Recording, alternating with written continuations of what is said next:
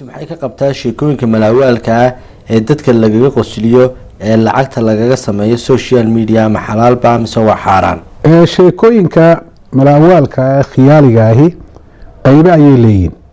haddii ay koobsanayaan waxyaabo diinta islaamka ka hor imanaya oo fisqi oo kale ay ku saabsan yihiin, wax xaaraana oo dadkii loo qurxinayo, tusaale ahaan loo ammaanayo, lagu dhiirigelinayo, ama ay xambaarsan yihiin tusaale ahaan dhiirigelin dulmi iyo tacadi iyo xadgudub la dhiirigelinayo, ama ay xambaarsan yihiin wax xishoo darro ah sida sheekeynta laga sheekeeyo arrimaha markaa asturaadda u baahan ee afka in lagu ballaariyo dadka lala soo hor istaago aanay ahayn, kuwaasi ma banaana.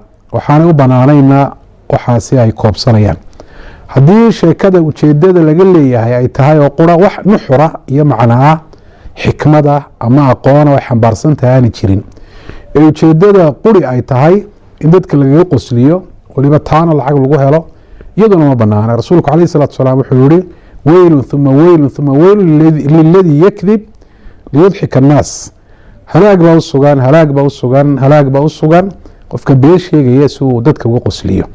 sheekada mala-awaalka hadday tahay tusaale ahaan sheeko adabiya, sheeko suugaaneed ay tahay, aqoon xambaarsan ama xambaarsan wacyigelin wanaagsan, dadka wanaagga lagu wacyigelinayo, xikmad xambaarsan, dadka garaadkooda iyo caqligooda korinaysa, aqoontooda kor u qaadaysa, wax wanaagsan u tilmaamaysa, wax xunna ka wacyigelinaysa.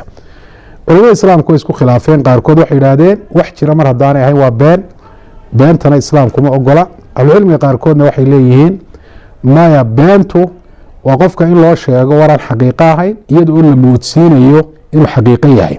laakiin sheekadan khiyaaliga qofka waaba loo sheegayaaba inay mala-awaal tahay oo khiyaal ay tahay, oo markaa been iyadu noqon mayso. waxaa kaloo yidhaahdeen tusaale ahaan waktigii nabiga calayhi salaatu wasalaam waxaa jiray qaar saxaabada ka mida oo gebi jiray. gabaygan had iyo jeeraale waxaa soo gala saynu naqaano af soomaaliya af carabi ka yahayba waxyaabaha qaarkoodoo dee suuro loo sameeyo ama muuqaal gabayga lagu cabirayo oo khiyaaliya oo wax jira aan ahayn. rasuulkuna calayhi salaatu wasalaam muu inkirin oo muu diidin, saxaabaduna saasoo kale may diidin.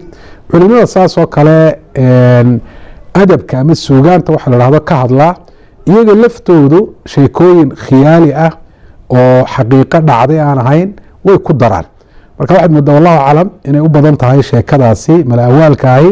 hadday tahay sheeko aan ereyadeeda iyo nuxurkeedu wax xun aanu ahayn, ee wax wanaagsan ay xambaarsan tahay, cilmi ay xambaarsan tahay, xikmad ay xambaarsan tahay, wacyigelin wanaagsan ay xambaarsan tahay, inay banaan tahay saasay u badan tahay. waana sida u fatuwan jiray sheekh maxamed ibn saalix alcuthaymiin raximah allahu tacaala. wallahu aclam.